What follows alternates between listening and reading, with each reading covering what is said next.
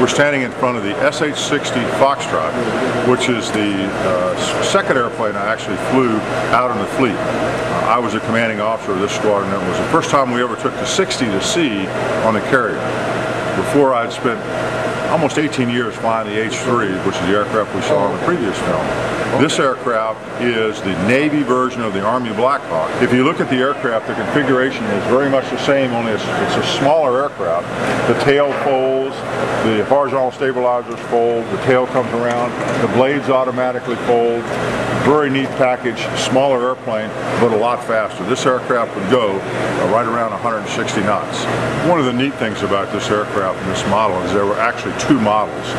One is the SH-60 Foxtrot you see in front of you, and the other was the HH-60, which was the night vision goggle version, which allowed you to do combat search and rescue. And it was completely night vision capable aircraft. The cockpit was completely NVG capable, and of course we had plenty of our pilots that were qualified. Myself and the commanding officer, when I was executive officer, were the first two guys qualified in the active duty fleet in the Navy.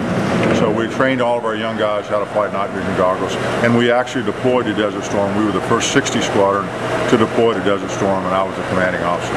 So great aircraft, great squadron. And then the unfortunate thing was, because I was the first commanding officer, is they had to drag me back, kicking and screaming, to the Pentagon in Washington, D.C.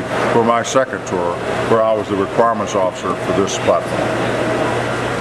The hat is actually, this is my flagship for Amphibious Task Force West, and this was where the Jessica Lynch rescue was actually started from, the USS Boxer.